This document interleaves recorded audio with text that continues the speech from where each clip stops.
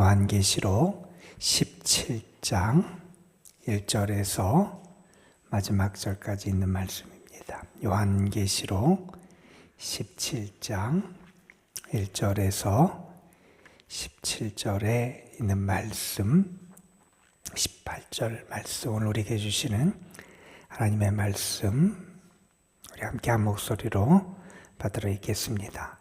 또 7 대접을 가진 7 천사 중 하나가 와서 내게 말하여 이르되 이리로 오라.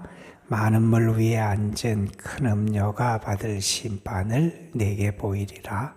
땅의 임금들도 그와 더불어 음행하였고 땅에 사는 자들도 그 음행의 포도주에 취하였다 하고 곧 성령으로 나를 데리고 광야로 가니라.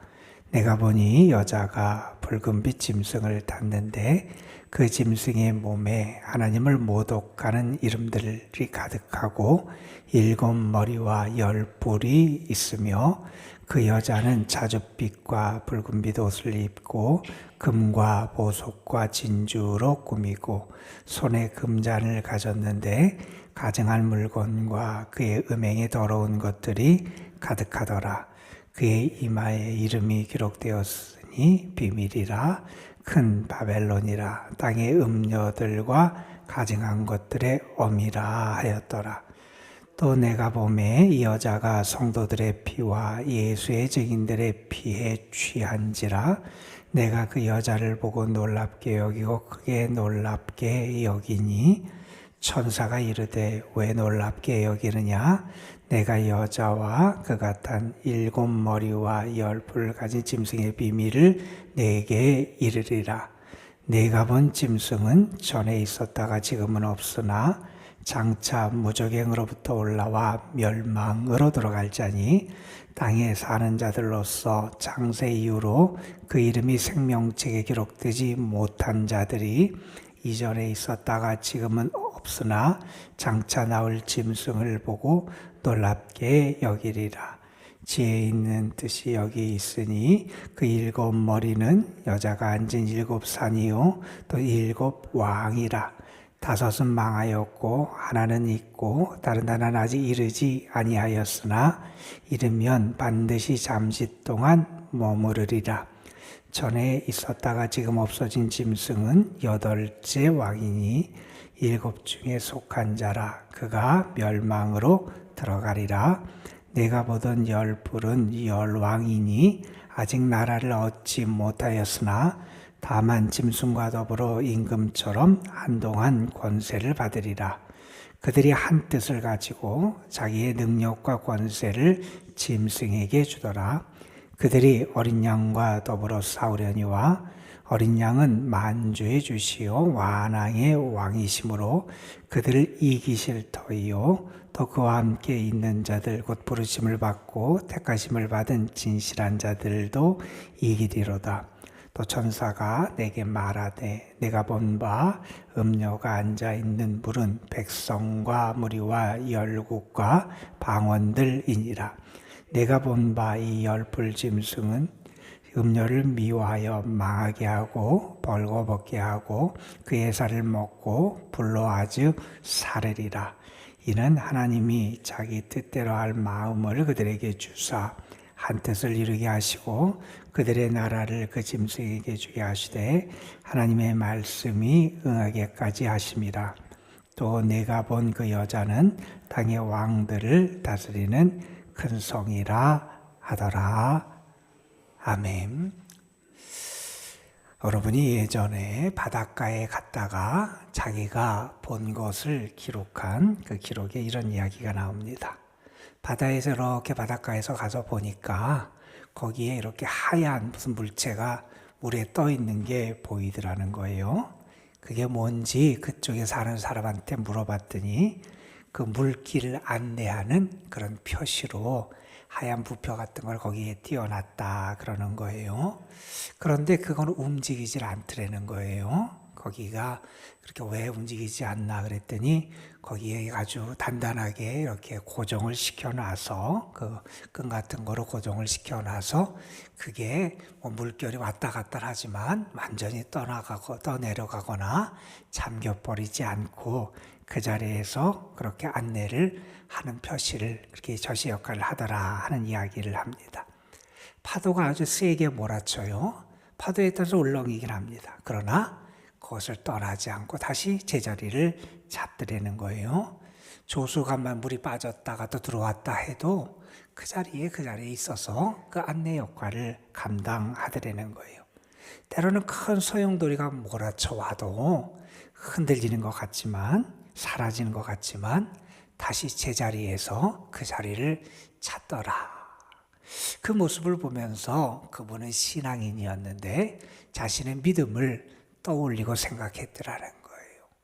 우리가 때로는 조그만 아주 잔잔한 파도가 올 때도 있고 때로는 거친 바람이 몰아치고 물결이 셀 때도 있고 때로는 물이 빠졌다가 들어왔다 이러한 일도 벌일 수도 있고 우리의 삶에 큰 소용돌이 치는 것 같은 엄청난 그러한 풍랑이 몰아칠 때도 있지만 내가 주님께 붙어 있고 나의 믿음이 단단하게 서 있으면 다시 제자리를 잡고 나의 사명, 나의 갈 길을 제대로 갈 수 있겠구나 이런 생각을 했다 하는 그러한 글을 봤습니다. 여러분, 우리 신앙인은 주님을 향한 우리의 믿음이 흔들려서는 안 돼요. 우리는 주님께 붙어 있고 주님 편에 서 있고 주와 함께 살아가는 사람, 그게 우리 신앙이잖아요. 예수님께서 말씀하셨듯이 우리는 주님을 떠나서는 아무것도 할 수 없는 존재, 포도나무 대신은 주님께 붙어 있어야 하는 존재예요. 여러분 이번 사순절을 보내면서 여러분이 정말 주님께 잘 붙어 있었으면 좋겠어요.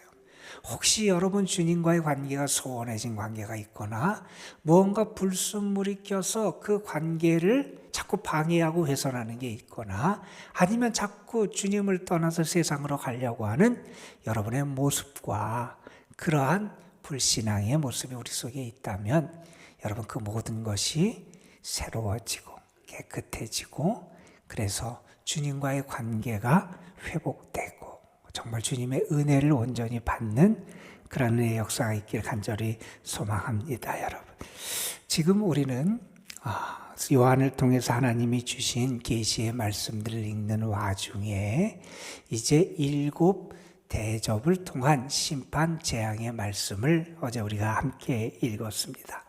그리고 오늘 말씀 17장 그리고 18장에 거쳐서 구체적으로 이제 그 악의 세력을 대변하는 바벨론이라고 하는 큰 제국, 큰 나라가 언급이 되고 그 바벨론의 멸망에 대한 그 모습을 우리에게 보여주는 말씀을 읽게 됩니다. 최후의 심판이 마무리되어가는 그런 과정 속에 이제 아주 큰 세력으로 떨치고 많은 악영향을 끼쳤던 이 바벨론이 그 하나님의 심판을 받고 멸망의 길로 나아가는 모습을 우리에게 좀 더 세밀하게 상세하게 소개해 줍니다. 여기에 등장하는 오늘 말씀에 보면 큰 음료라고 1절에 등장을 하고요. 그 음료가 뒤에 보면 바벨론, 5절에 보면 큰 바벨론 이런 이름으로 등장을 하게 돼요. 아마도 이 당시의 상황에서는 그 강제국 로마를 예전의 제국 이스라엘 백성들에게 큰 세국으로 여겨졌던 이 바벨론에 빗대서 이렇게 표현한다 이렇게 우리가 이해를 하는데 어쨌든 이 큰 제국 음료 바벨론이 어떤 일을 하고 어떤 모습으로 등장을 하고 하느냐 하는 것을 우리에게 보여주고 있고요. 내일 우리가 읽을 18장 말씀에 가서는 그 바벨론의 멸망에 대해서 보여주고 바벨론의 멸망을 통해서 하나님을 찬양하고 하나님의 역사를 노래하는 그런 모습을 우리에게 보여주게 됩니다. 여러분, 음녀 바벨론 어떤 일을 하느냐? 그 자신이 음행을 할 뿐만 아니라 세상의 왕들 또 세상의 사람들을 그 음행의 포도주잔을 음행의 잔을 마시게 하는 그런 악영향을 끼친 게 이 음료 바벨론의 모습이다. 이렇게 등장을 하고요. 또 우리가 중간에 보면 이런 말씀도 있어요. 이들은 이 바벨론은 어떻게 하느냐? 마치 사람이 술을 마시고 취하듯이 이들이 마신 게 있다는 거예요. 그들이 마신 게 뭐냐? 여기 보면 성도들의 피와 예수의 증인들의 피에 취했다. 이런 표현이 나와요. 그러니까 신앙인들을 박해하고 핍박하고 그들을 죽이는 그러한 일을 했던 게 이 음녀 바벨론의 모습이기도 하고요. 또 뒤에 가면 이런 얘기도 나옵니다. 땅의 왕들을 규합해서 어떻게 하느냐? 이 어린 양을 대항해서 싸움을 하도록 준비시키고 그렇게 동료해서 그들을 이끌어가는 그러한 일을 했던 게 이 음녀 바벨론의 모습으로 등장을 하게 됩니다. 여러분 우리가 이 말씀을 보면 오늘 1절, 2절에 보면 이 음녀 바벨론에 대한 것을 소개하면서 이렇게 말합니다. 큰 음녀가 받을 심판을 내게 보일 것이다. 이제 벌어지는 이야기는 이 큰 음녀로 등장하는 이 바벨론이 받을 심판에 대해서 하나님께서 환상을 통해서 보여주신다는 겁니다. 그러면서 2절에서 말합니다. 땅의 임금들도 그와 더불어 음행했고 땅에 사는 자들도 그 음행의 포도주에 취하였도다. 그가 주는 이 유혹, 여기서의 음행이라고 하는 것은 하나님을 거역하고 하나님을 거스리고 하나님에 대해서 반항하고 하는 이러한 모습을 나타내죠. 구약 성경에서는 우상 숭배한 것을 음행이다 이렇게 표현하기도 했는데 이렇게 하나님에 대해서 거스리고 반역하는 이러한 것을 행하도록 세상 사람들을 그렇게 이끌어 갔다는 거예요. 여러분 우리 신앙인은 악한 세력이 우리에게 주는 달콤해 보이는 것 같고 맛있는 것 같고 화려해 보이는 것 같은 그러한 세상이 주는 잔을 거부할 수 있어야 됩니다. 여러분 그래서 우리에게 기도가 필요하고요. 하나님의 은혜와 도우심이 필요하지요. 자, 그러면서 이제 3절부터 그 바벨론의 모습을 우리에게 소개하는데 성령이 요한을 데리고 광야로 이끌어 갑니다. 거기서 한 여장을 봐요. 그 여자가 여기 등장하는 큰 음녀로 등장하는 그 여성입니다. 바벨론을 나타내는 그 여성인데 그 여자로 상징되는 이 바벨론이 어떻게 하고 있느냐? 붉은빛 짐승을 타고 있어요. 그리고 뭘 하고 있느냐? 그 짐승의 몸에는 하나님을 모독하는 이름들이 가득해요. 그리고 7 머리와 10뿔이 있어요. 그러니까 그 여인이 붉은빛 짐승을 탔고 그 짐승에게는 머리가 7이고 뿔이 10개가 있고 하나님을 모독하는 이름들이 새겨져 있는 그런 아주 이상한 짐승을 지금 타고 있다는 거예요. 여러분 여기에 보면 머리가 7이다 그랬는데 7 머리가 무엇을 나타내는지는 저 뒤에 가서 9절 이하의 해석을 천사가 해석을 해주게 됩니다. 그 7 머리는 여자가 앉은 7 산이고 이것은 다시 말해서 10절에 7 왕을 나타낸다. 아마 이 당시까지 있었던 로마의 황제들을 지칭하는 그러한 이야기 같다고 많이들 생각을 합니다. 그리고 10뿔은 뭐냐? 그 당시 세상을 다스리던 다른 나라들, 왕들 이런 세력들을 나타내는 것으로 등장을 하게 되는데 어쨌든 이 붉은 짐승을 이 여인이 타고 있어요. 자, 그리고 4절에 보면 어떻게 되냐? 그 여인은 자줏빛 옷과 붉은빛 옷을 입고요. 금과 보석과 진주로 꾸미고요. 손에 금잔을 가졌어요. 그러니까 아주 화려하고 아주 호화롭고 그리고 부자 같은 그러한 모습을 하면서 이렇게 등장을 한다는 거예요. 그러니까 겉으로 보기에는 아주 화려해요. 아주 대단해 보여요. 호화로워 보여요. 영화롭게 보여요. 그런데 그가 가지고 있는 것을 보니 이렇더라는 거예요, 여러분. 그 손에 금잔을 가졌는데 그 속에 뭐가 들었느냐? 가증한 물건과 그의 음행에 더러운 것이 가득 들어있더라. 겉으로 보기에는 대단해 보이고 겉으로 보기에는 화려해 보이고 겉으로 보기에는 능력이 있어 보이고 겉으로 보기에는 찬란하게 보이는데 그 속에 더러운 것과 하나님을 거역하는 그런 것들이 가득 들어있더라는 겁니다.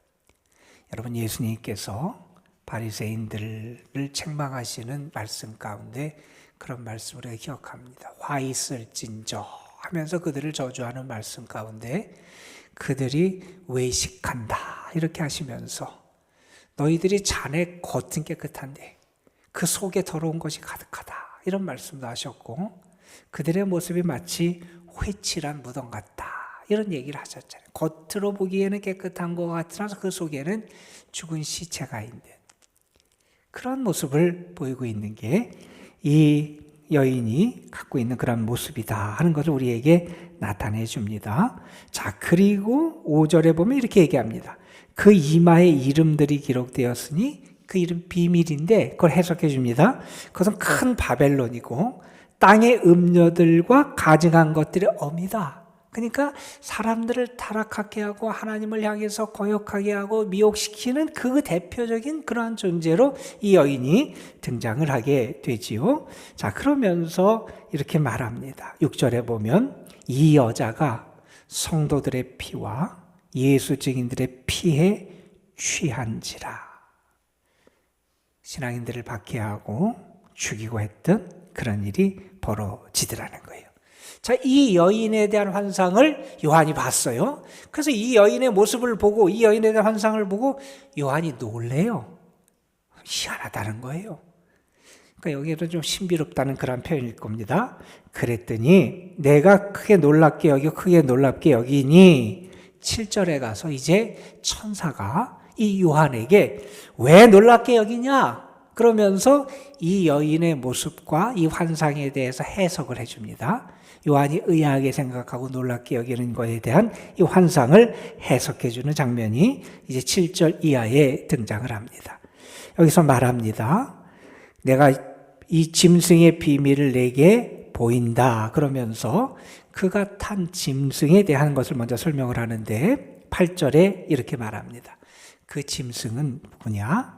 전에 있었다가 지금은 없고, 그리고 장차 무저갱으로부터 올라올 존재다 하는 얘기를 해요. 여러분 11장에서 이미 이 언급이 있어요. 무저갱에서 올라올 짐승에 대한 언급이 있는데 전에 있었지만 지금은 없다. 그리고 여러분 11절에 가면 이 짐승에 대해서 다시 해석해 주는 말씀이 나옵니다.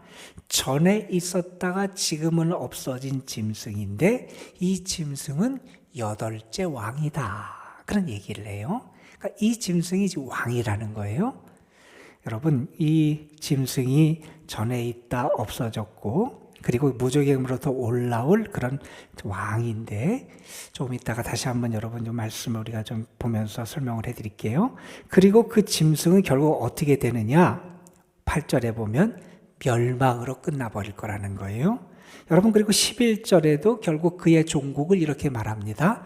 그 짐승은 결국 멸망으로 끌려 들어갈 존재다 하는 얘기를 합니다. 그러니까 그 여인이 큰 바벨론이고 그 여인은 세상 모든 사람을 타락시키는 그 모든 악의 어미 같은 그러한 존재고, 그 여인이 탔던 짐승은 전에 있다가 지금은 없고 장차 무저갱에서 올라와서, 여러분 11장에 보면 그 무저갱으로서 올라온 그 짐승이 어떤 일을 하냐면 신앙인들과 전쟁을 벌여요. 그래서 많은 사람을 죽이게 돼요. 그리고 그가 어떤 존재처럼 언급되냐면 마치 그가 있는 그 사람들을 죽이고 하는 것은 애굽이고 또 그가 있는 그 모든 것은 그 소돔과 같다, 뭐 그런 표현을 하면서 이 땅에서부터 올라온 짐승의 역사를, 무저갱에서 올라온 짐승의 역사를 얘기하는데, 그 짐승이 결국 죽게 될 것이고, 그는 어떤 일을 하느냐? 여러분 8절 중간에 보면 땅에 사는 자들 가운데 그 이름이 생명책에 기록되지 못한 자들이 그 짐승을 보고 놀랍게 여기면 그 짐승을 섬기고 따를 거라는 거예요. 그러니까 생명책에 기록되지 아니한, 주님에게 속하지 아니한 자들이 그 짐승을 따르며 섬기는 일을 할 것이고, 그 다음에 여러분 9절에 보면 이런 말씀을 해요. 그 짐승에게 머리가 7인데 그 7은 7산이고 7 왕이다, 이런 얘기를 했어요. 여러분 여기 등장하는 말씀에 보면 10절에 7 왕을 다시 설명을 해요. 5은 망했고 하나는 있고 다른 하나는 아직 이르지 아니하였다. 그러니까 이 7 왕을 설명을 하는데 7 왕은 누구냐? 지금까지 있었던 그 황제들을 얘기한다 이렇게 얘기해요. 첫 번째 황제가 아우구스투스라고 하는 황제였지요. 두 번째가 티베리우스, 그리고 세 번째가 갈리굴라라고 하는 황제고, 그 다음에가 이제 클라우디우스라고 하는 황제예요. 로마서와 관련된 상황에서 우리가 이해하는 클라우디우스라는 황제가 등장을 하고, 다섯 번째로 등장하는 황제가 네로 황제예요. 이 사람들이 지금까지 통치해 왔던 그런 황제고, 지금 있는 자가 누굴까? 그 다음에 이제 올 황제 베스파시안 황제를 얘기할 거고, 그 다음에 이제 앞으로 지금은 있지 않지만 아직 이르지 아니하는 황제가 누굴까? 그게 티투스라고 하는 이 황제를, 이 7명을 여기서 지칭한다 이렇게 얘기를 일반적으로 하게 돼요. 어쨌든 이 7황제, 7왕이 등장하는데, 그리고 11절에 보면 8번째 왕은 아직 오지 않았던 그 왕이 여기 등장을 해요. 그 왕이 누구냐? 아마 이 요한계시록을 쓸 때 그 황제였던 도미니지안 황제일 거다 이렇게 얘기합니다. 그래서 이 로마의 황제들을 나타내는 그런 칭호가 아닐까, 우리는 일반적으로 그렇게 보게 돼요. 그런데 이들이 이렇게 뿔을 하고 이렇게 등장을 하는데 어떤 일을 하느냐? 여러분 13절에 보면 그들이 10뿔 세상의 왕들과 함께 한 뜻을 가지고 그들의 세상의 왕들이 그 짐승에게 권세와 능력을 준다. 짐승을 위해서 자기들의 권세와 능력을 써요. 그리고 그들이 어떤 일을 하느냐? 14절에 보면 결국 어린 양과 더불어 싸우려고 싸움을 준비한다는 거예요. 어린 양 되시는 주님과 더불어 전쟁을 준비하고 싸움을 준비하던 그런 모습이 여기에 등장을 하게 돼요. 그래서 이 음녀, 이 악한 여인, 그 바벨론을 상징하는 그 여인이 이렇게 짐승을 타고 그 짐승과 또 그에 속한 이들이 어린 양에 대항한 전쟁을 준비하고 할 거다라는 말씀을 여기 해주고 있습니다. 그런데 14절에 보면 그 전쟁의 결과에 대해서 우리에게 분명히 미리 보여줘요. 여러분 나중에 우리 19장에 가면 결국 예수님이 그 모든 걸 이기시고 그리고 승리자로서 흰 말을 타고 등장하시는 모습을 우리가 보게 될 거예요. 어떻게 되느냐? 14절에 보면 어린 양은 만유의 주시오 만왕의 왕이심으로 그들을 이기실 거다. 어린 양이 이기실 거라는 거예요. 그렇게 음녀가 그 짐승과 그를 섬기는 사람들 다른 10뿔과 함께 지금까지 가졌던 그들의 능력을 가지고 이것을 싸움을 준비하지만 결국 어린 양이 이기실 것이고, 그 다음에 또 이렇게 얘기합니다. 또 그와 함께 있는 자들, 곧 부르심을 받고 택하심을 받은 신실한 자들도 이기리로다. 그러니까 그렇게 세상이 어떤 힘을 가지고 혹은 유혹을 가지고 우리를 유혹하고 넘어뜨릴지라도 우리 신앙인은 이겨낸다는 거예요. 왜요? 우리 예수님이 승리하셨기 때문에. 예수님이 만유의 주고 만왕의 왕이시기 때문에 주님께 속한 이들이 그들과의 싸움에서 승리하게 될 거다 하는 말을 합니다. 자, 지금까지는 보세요, 여러분. 지금까지는 어떻게 하느냐? 그 음녀와 그 짐승과 그 짐승이 유혹해서 다른 열왕 그런 들을 규합해서 어린 양께 대적을 했습니다. 그런데 그 다음에 어떤 일이 벌어지게 되느냐? 15절 말씀 이하에 보면 이제 그들 가운데 서로 내분이 일어나서 그들이 결국 멸망하게 될 건데 어떤 일이 벌어지게 되냐면 이런 얘기를 합니다. 서로 간에 다툼이 벌어지게 돼서 이제는 10뿔과 짐승이 16절에 보면 음녀를 미워하게 돼요. 그 바벨론에 대항해서 이 10뿔과 짐승이 자기들이 규합해서 이 바벨론에 대항을 하고 그 음녀를 망하게 할 거라는 거예요. 결국 그 음녀가 벌거벗겨지고 그의 살이 먹혀지고 불에 사라지게 될 거라는 거예요. 하나님이 이렇게 역사에 가실 거라는 거예요. 여러분 그래서 17절에 이렇게 말합니다. 하나님이 하나님의 뜻을 가지시고 그들이 이렇게 하도록 이끌어 가시고 결국 하나님의 말씀이 응하기까지 하나님이 이렇게 하나님의 역사를 이루어 가십니다 하는 이야기를 합니다. 그래서 큰 성이 되는 이 음녀가 결국 자기를 따르고 자기와 함께했던 이들에 의해서 반역을 당하고 그가 죽임을 당하고 멸망하게 되는 그러한 모습을 우리에게 보여주게 됩니다. 여러분, 우리는 어떤 상황과 어떤 시련과 역경이 있어도 늘 주님께 붙어 있어야 됩니다. 왜냐하면 그래야 우리에게 승리가 있기 때문에 그래요. 주님이 만왕의 왕이고 만주의 주가 되시기 때문에 주님 안에 승리가 있다는 겁니다. 악한 세력이 화려하게 등장할지 모릅니다. 대단하게 보일지도 모릅니다. 큰 힘을 가지고 우리에게 압박을 가할지도 있습니다. 아니면 많은 유혹을 가지고 우리를 뒤흔들 수도 있습니다. 그러나 우리는 분명히 믿어요. 주님이 하나님의 역사를 이루실 것이고 하나님께서 그 뜻이 이루기까지, 하나님의 말씀이 응하시기까지 하나님의 역사를 이루어 가실 것을 믿기에 끝까지 주님 편에 서서 살아가는 그런 삶을 살아가야 한다는 겁니다. 세상 사람들은 여기에 등장하는 이 여인처럼 자줏빛과 금빛, 붉은빛 옷을 입고 금과 보석과 진주로 꾸밀지라도 우리는 어떻게 우리 자신을 꾸며야 되느냐? 빛나고 깨끗한 세마포를 입은 그러한 믿음의 사람처럼 우리 자신을 갖춰 나갈 때 주님의 은혜가 우리에게 더 풍성하게 임할 줄로 믿습니다. 기도하시겠습니다. 감사헌금 문화정권사 김용진 성도 하나님 앞에 드렸습니다. 하나님, 오늘도 우리에게 은혜 주셔서 하나님을 생각하고 하나님의 역사와 은혜를 기억하는 자리에 우리가 함께하게 하시고 또한 기도하며 주의 이름을 부를 수 있는 믿음의 자리로 우리를 이끌어 주심에 감사를 드립니다. 하나님, 우리에게 하나님의 긍휼과 자비하심과 은총을 더하여 주셔서 어떤 일이 있든지 어떤 유혹이 있고 어떤 풍파가 몰아칠지라도 주님께 붙어 있고 주님께 연결된 그러한 신실한 신앙인의 길을 걸어가는 저희들 되게 하여 주옵소서. 큰 음녀 바벨론, 악한 세력의 어미같이 많은 사람들을 그 불행과 죄악의 잔을 마시게 하는 그러한 바벨론을 따르는 많은 사람들이 있고 그 바벨론이 타고 있는 짐승을 신기하게 여기고 따라가는 이들이 많이 있다고 소개해주고 있습니다.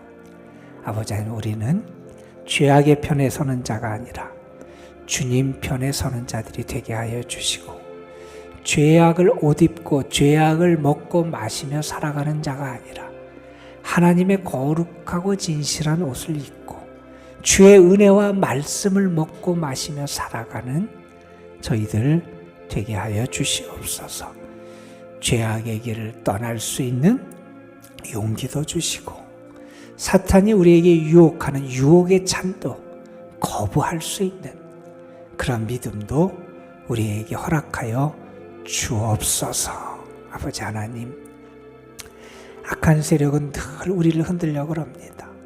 오늘도 우리에게 지혜 주셔서 그것이 무적행으로부터 올라온 것인지 하늘에서 온 것인지 분별할 수 있는 지혜를 갖게 하여 주시고 바른 것을 보고 분별하며 따르며 살아가는 저희 모두가 되게 하여 주옵소서.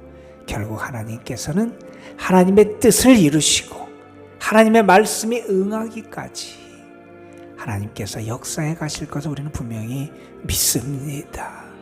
우리의 눈이 더 크게 열리고 더 명확하게 하나님의 역사를 바라보게 하여 주시고 그래서 믿음 가운데 끝까지 주와 함께 걸어가는 길에 승리자들이 되게 하옵소서.